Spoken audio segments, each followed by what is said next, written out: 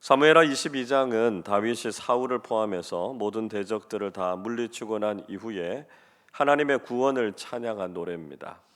1절을 보십시오. 여호와께서 다윗을 모든 원수의 손과 사울의 손에서 구원하신 그날에 다윗이 이 노래의 말씀으로 여호와께 아뢰어 이렇게 기록되어 있습니다. 이 노래는요 시편 18편에도 그대로 실려 있습니다. 시편 18편의 표제어는 이렇게 되어 있습니다. 여호와의 종 다윗의 시, 인도자를 따라 부르는 노래. 여호와께서 다윗을 그 모든 원수들의 손에서와 사울의 손에서 건져 주신 날에 다윗이 이 노래의 말로 여호와께 아뢰어 이르되, 이렇게 기록하고 있습니다. 그러니까 사무엘하 22장과 시편 18편은 거의 모든 내용이 대등소이하게 나와 있습니다. 그런데 시편 18편 1절에서만 사무엘하 22장에 나오지 않는 고백이 나옵니다. 이런 내용이죠. 나의 힘이신 여호와여, 내가 주를 사랑하나이다 말씀하고 있습니다. 참 아름다운 고백이죠. 이 고백이 있어서 시편에 실린 내용이 더 마음에 듭니다. 자, 아무튼 이런 다윗의 노래가 똑같이 두 번이나 반복해서 성경에 실렸다라고 하는 것은 아주 중요한 의미가 있다라고 하는 것을 보여주고 있습니다. 그것은 하나님께서 모든 원수들의 손에서 우리를 구원해 주시고 놀라운 승리를 주신다라고 하는 확신이죠. 아무리 우리를 공격해 오고 위협하는 영적인 대적들이 있다고 할지라도 하나님께서는 그 모든 손길에서 우리를 구원해 주실 줄로 믿습니다. 다윗은 자신이 믿고 있는 하나님이 어떤 분이신가 하는 것을 고백하고 있죠. 우리 2절과 3절 말씀을 한 번 더 같이 읽겠습니다. 이르되 여호와는 나의 반석이시요 나의 요새시요 나를 위하여 나를 건지시는 자시요 내가 피할 나의 반석의 하나님이시요 나의 방패시요 나의 구원의 뿌리시요 나의 높은 망대시요 그에게 피할 나의 피난처시요 나의 구원자시라 나를 폭력에서 구원하셨도다. 아멘. 하나님을 향한 이런 고백 하나하나가 다 귀하고 아름답습니다. 여호와는 자신의 반석, 요새, 건지시는 자, 피할 바위, 방패, 구원의 뿔, 망대, 피난처, 구원자 이렇게 노래하고 있습니다. 이런 하나님을 믿고 살아간다라고 하는 것이 얼마나 큰 위로와 힘이 되겠습니까? 이렇게 하나님을 믿고 살아가는 다윗의 인생에도 큰 위기가 있었습니다. 5절을 보시면 사망의 물결이 자신을 에워쌌고 불의의 창수가 두렵게 했다 말씀하지요. 6절에서는 스올, 즉 지옥의 불이 자신을 두르고 사망의 올무가 자신에게 이르렀다고 이야기하고 있습니다. 죽음과 자신 사이가 한 걸음이다 이렇게 이야기했던 다윗의 말처럼 순간순간 그는 생명의 위기를 경험했습니다.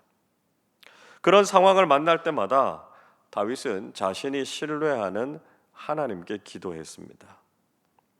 7절 말씀도 같이 읽어보겠습니다. 내가 환난 중에서 여호와께 아뢰며 나의 하나님께 아뢰었더니 그가 그의 성전에서 내 소리를 들으시며 나의 부르짖음이 그의 귀에 들렸도다. 다윗은 환난 가운데 하나님께 부르짖어 기도했고요. 하나님께서는 그 기도를 들으시고 그를 건져 주셨습니다. 여러분, 우리는 하나님을 바르게 믿고 고백하면서 환난 중에 하나님의 도우심을 구하는 사람들이 되어야 합니다. 우리도 다윗처럼 인생의 환난과 위기를 만나게 될 수 있죠. 세상은 도저히 우리를 돕지 못하고 오직 하나님만이 우리의 도움이 되신다고 고백할 때가 있습니다. 그렇게 우리가 하나님을 찾고 부를 때 하나님께서는 우리가 부르짖는 기도를 들으시고 응답해 주실 것입니다. 힘들고 어려운 상황과 환경 때문에 낙심하지 말고 우리의 반석과 구원이 되시는 하나님께 부르짖어 기도하시는 믿음의 사람들이 되실 수 있기를 바랍니다. 하나님께서는 이런 믿음의 기도를 들으시고 그 응답으로 일어나시는 분이시다 말씀하고 있습니다. 8절을 보시면 하나님께서 진노하셔서 땅과 하늘이 흔들렸다 말씀하고 있습니다.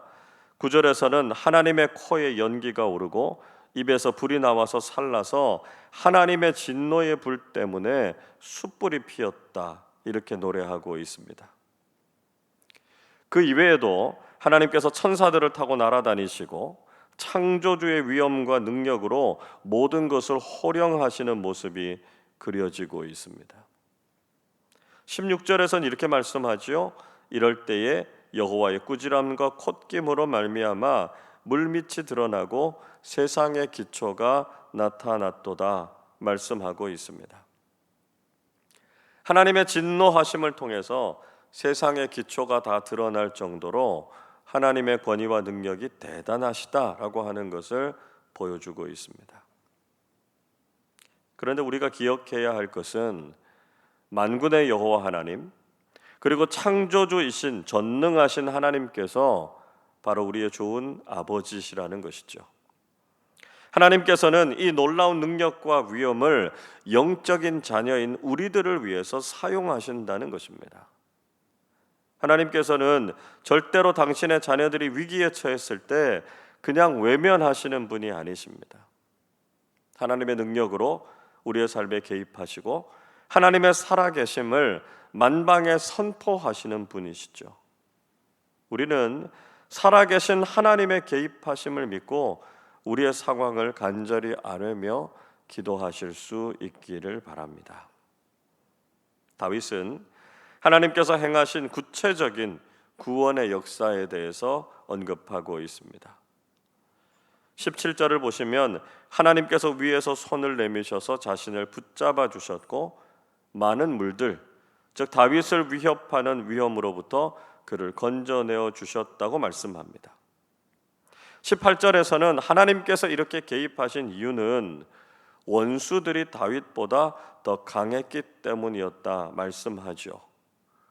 아무리 강한 대적들이 우리를 위협한다고 하더라도 낙심하지 않을 수 있는 것은 강하신 하나님께서 우리를 구원해 주실 것이기 때문입니다. 19절 20절에서도 원수들은 다윗에게 재앙을 주기 위해서 공격했지만 하나님께서 다윗의 의지가 되시고 그를 구원해 주셨다 말씀하고 있습니다. 절망적이라고 생각되는 순간이 우리에게 찾아올지라도 하나님께서 도움과 의지가 되심을 믿고 하나님의 구원을 기대할 수 있어야 하겠습니다.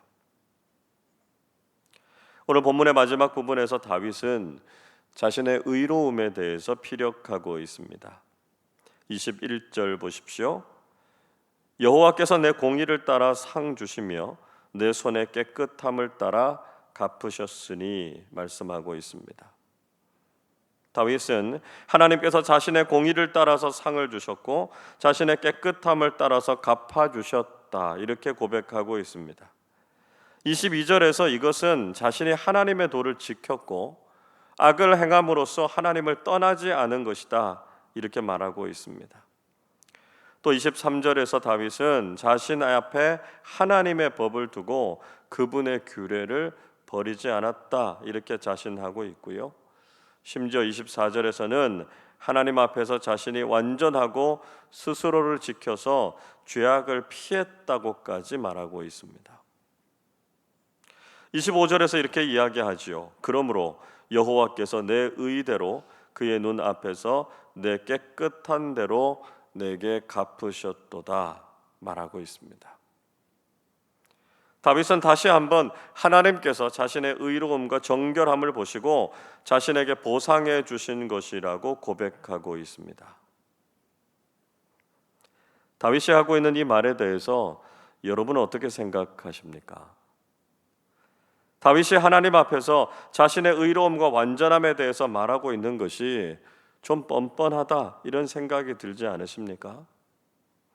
우리가 지금까지 다윗의 모습을 살펴보았지만 사실 다윗은 간음죄와 살인죄를 비롯해서 하나님 앞에서 흠잡을 것 투성이었습니다. 이렇게 허물이 많은 다윗이 감히 하나님 앞에서 의로움과 깨끗함, 완전함 같은 것을 거론하고 있다라고 하는 것이 가당치 않다, 그런 생각이 듭니다. 그럼에도 불구하고 다윗이 이렇게 노래하고 있는 이유가 무엇이겠습니까? 다윗은 신앙이 무엇인지, 하나님의 마음이 무엇인지를 정확하게 이해하고 있는 사람이었습니다. 다윗은 그저 자신이 인간적이고 윤리적으로 완벽하다라고 하는 것을 자랑하려고 했던 것이 아니었습니다. 그는 신앙의 축복이 무엇인지를 깨달았던 사람이었고요, 하나님과의 바른 관계를 깊이 이해하고 있었던 사람이었습니다. 다윗은 비록 자신이 죄인이지만 하나님께서 자신을 용서해 주시면 더 이상 죄가 자신을 지배하지 못한다라고 하는 것을 알았던 것이죠. 하나님께서 의롭다고 인정해 주신 사람을 더 이상 사탄이나 세상이 정죄할 수 없다라고 하는 것을 알았던 것입니다. 그래서 자신은 용서받은 죄인으로서 하나님께서 자신의 죄를 씻어 주셨기 때문에 자신이 정결하고 의롭다라고 하는 것을 고백할 수 있었던 것입니다. 여러분, 우리는 다윗이 깨달은 이 신앙의 복을 알아야 합니다. 우리 중에 그 누가 완벽하고 깨끗한 사람이 있을 수 있겠습니까? 그러나 하나님께서는 회개하는 사람들의 죄를 깨끗하게 씻어 주십니다. 이제 더 이상 그리스도인들에게는 정죄함이 없습니다. 그러나 사탄은 자꾸만 과거의 죄를 떠올리게 해서 마치 예수 그리스도의 죄사함의 은혜가 부족한 것처럼 느껴지게 만듭니다. 그리스도인으로 살아가면서도 여전히 죄책감이나 과거의 상처에 발목이 잡힌 채로 살아가는 사람들이 많습니다. 여러분, 기억하십시오. 하나님께서 용서하신 죄를 우리가 다시 끄집어내면 안 된다는 것이죠. 마치 다윗처럼 죄를 지은 적이 없는 사람인 것처럼 살아가십시오. 그렇게 철저하게 죄에 대해서는 낯선 삶, 또 죄를 모르는 것 같이 죄로부터 단절된 삶을 살아가실 수 있기를 바랍니다. 우리가 하나님의 완전하신 용서의 은혜를 경험하고 새로운 피조물이 되었음을 선포하시기를 바랍니다. 그래서 이제는 하나님의 자녀답게 당당하게 이 세상을 살아가실 수 있기를 바랍니다. 하나님께서 우리의 죄를 사해 주셨음을 깨닫고 하나님 앞에서 바르고 정결한 삶을 살아가는 믿음의 사람들이 되시기를 주님의 이름으로 축원합니다. 기도하겠습니다. 사랑과 긍휼이 무한하신 하나님 아버지, 저희들의 삶에 비록 위기와 고난이 있지만 저희들을 보호하시고 구원해 주심에 감사를 드립니다. 아무리 악한 세력들이 우리를 공격해 온다고 할지라도 우리의 도움이 되시고 반석과 피난처가 되시는 하나님이 계심을 믿고 담대하게 나아가 믿음으로 승리하는 삶 살게 하여 주옵소서.